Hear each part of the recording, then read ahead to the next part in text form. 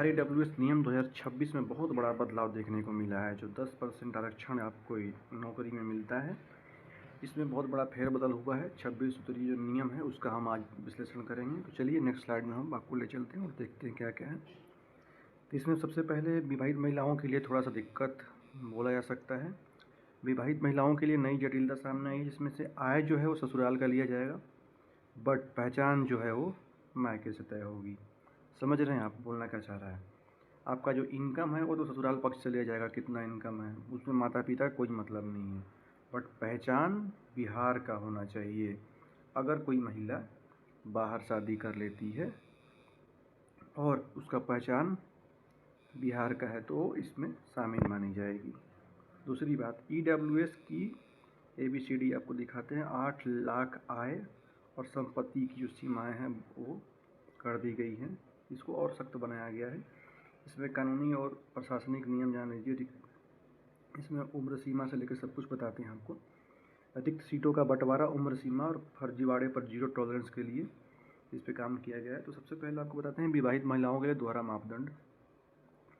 देखिए, मायके से पहचान, बिहारी डोमिसाइल होना चाहिए, ससुराल का इकोनॉमिक स्टेटस और ईडब्ल्यूएस, तब जाके एलिजिबल होंगे। अब समझिए, बिहारी होने का प्रमाण अस्थायी निवास पिता के पते से देना अनिवार्य है। बाहर रहती है उससे कोई मतलब नहीं है। आपके पिता अगर बिहार के हैं तो आप इसके लिए योग्य हैं। और पति के ससुराल का घर, महिला की आर्थिक स्थिति उसके पति के ससुराल के आय से तय होगी, तब जाके आपका ईडब्ल्यूएस बनेगा। तो महिलाओं के लिए थोड़ा सा और सख्त कर दिया गया है। अब देखिए नियम का प्रभाव क्या है। एक ही दावे के लिए महिला के 2 अलग अलग स्थानों से आधिकारिक कागजात जुटाने होंगे। अब अपने माँ बाप के यहाँ से आपका पहचान भी देना होगा और इनकम आपके मायके से भी देना होगा। अब चलिए नेक्स्ट स्लाइड में देखते हैं। सबसे बड़ा क्वेश्चन ये था कि क्या अंतरजातीय विवाह में ईडब्ल्यूएस का लाभ मिलेगा? तो नहीं मिलेगा। क्यों नहीं मिलेगा, इस पर समझते हैं।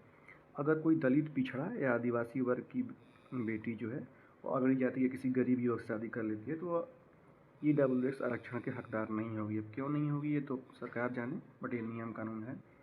और प्रशासनिक तर्क क्या है कि जाति बदलकर विवाह करने से मूल पहचान मायके की जाति से नहीं बदलती।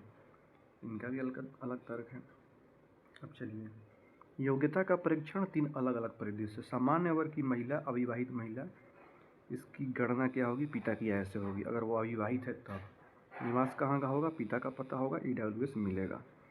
दूसरी बात, सामान्य वर्ग की महिला, सामान्य वर्ग में अगर विवाहित है तो पति ससुराल की आय लगेगी, पिता का पता होगा, थोड़ा सा कागज में इधर जटिलता हो जाएगी। अगर दलित, पिछड़ा वर्ग की महिला है, सामान्य वर्ग में विवाह होती है, तो पति ससुराल की आय लगेगी, पिता का पता भी लगेगा, बट उसमें मूल जाति के कारण अयोग्य घोषित हो जाएगी।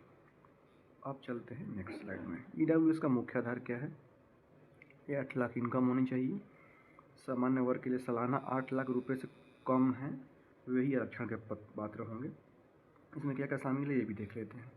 इसमें वेतन, कृषि, व्यवसाय, मकान, अन्य सभी स्रोतों से प्राप्त पारिवारिक आय शामिल होती है। सरकार का स्पष्टीकरण में जमीन, मकान, अन्य संपत्ति की सीमा तय नहीं है। नेक्स्ट स्लाइड में देखते हैं। आय की गणना में परिवार का कौन कौन शामिल है?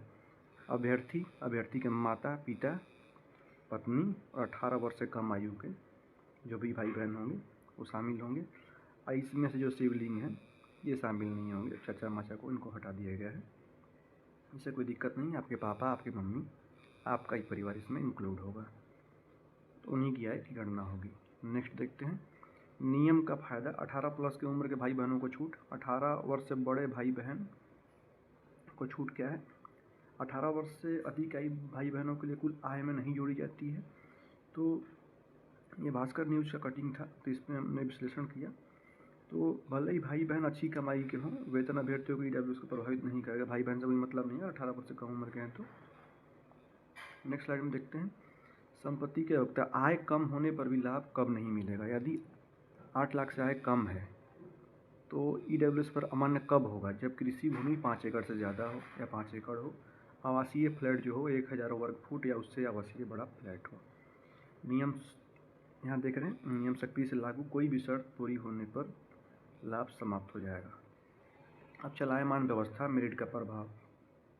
आप एग्ज़ाम दे रहे हैं, ठीक, आपको नेक्स्ट स्लाइड में यहाँ दिखाते हैं, मार्कर ले लेते हैं। आपका अगर नंबर ज़्यादा आया, आप थे EWS कैटेगरी में, तो ज़्यादा आया तो आप सामान्य वर्ग में फाइट कर गए। ठीक, EWS का कट ऑफ आपका मान लीजिए 80 था और ये सामान्य वर्ग का 90 था। आपका 90 से ज़्यादा आ गया तो आप चले जाएंगे सामान्य वर्ग में। ये सीट क्या हो गई? खाली हो गई। तो EWS अपने मेरिट के आधार पर सामान्य में चयनित हुए हैं, तो इनका परिणाम EWS कोटि में नहीं गिना जाएगा, वे सामान्य सीट पर ही माने जाएंगे। तब होगा क्या इससे? EWS कट ऑफ के आधार पर इनका चयन मेरिट से नहीं होता है, वे EWS कट ऑफ आधार चयन ही होता है, वो 10% आरक्षण का लाभ लेते हैं। फायदा इससे अन्य गरीब अभ्यर्थियों को EWS कोटा खाली और सुरक्षित रहता है।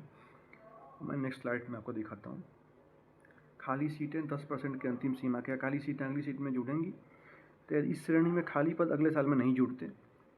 यदि EWS के योग्य अभ्यर्थी नहीं मिलते हैं तो उसी वर्ष सामान्य वर्ग के अभ्यर्थियों को दे दिए जाते हैं।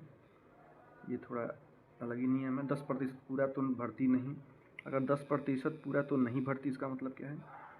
यदि किसी विभाग में पहले 10% स्वर्ण गरीब मौजूद हैं तो उस विभाग में EWS के लिए अलग से नए पद नहीं निकलेंगे। उम्र की सीमा और फर्जीवाड़े पर सरकारी रुख, क्या उम्र की छूट मिलेगी? तो छूट तो मिलती नहीं है। प्रयास की छूट तो ये भी नहीं मिलती है। सामान्य वर्ग के तभी सभी नियम और सीमाओं का पालन करना अनिवार्य है। ध्यान देखिए, गलत प्रमाण पत्र पर क्या होगा? 0 टॉलरेंस। और फर्जी प्रमाण पत्र आप देते हैं तो नौकरी चयन तत्काल प्रभाव से समाप्त कर दिया जाएगा। ठीक है, उसके बाद सख्त कार्रवाई की जाएगी। तो उसके बाद सरकार ने क्या किया है, आवेदन से पहले आपको EWS नागरिक चेकलिस्ट, उसमें आय का परीक्षण 8 लाख से कम, या उसके बाद संपत्ति का परीक्षण जिसमें 5 एकड़ ज़मीन 1 स्क्वायर फीट के भीतर ही होना चाहिए। महिलाओं के लिए अस्थायी निवास, ससुराल से आय, और मूल पहचान में आपकी मूल जाति सामान्य है, शादी करने से मूल जाति नहीं बदलती। तो ये आप ध्यान रखेंगे। तो ये था EWS का नया नियम कानून। और हाँ, एक बात ध्यान रखेंगे, अगर आप योग्य हैं तभी EWS सर्टिफिकेट बनवाएं। अयोग्य होने पर रिस्क ना लीजिए, आप फंस जाएंगे तो आपको इसका भुगतान करना पड़ सकता है। तो अगर जानकारी अच्छी लगी हो तो एक लाइक ज़रूर करें। चलिए मिलते हैं नेक्स्ट वीडियो में।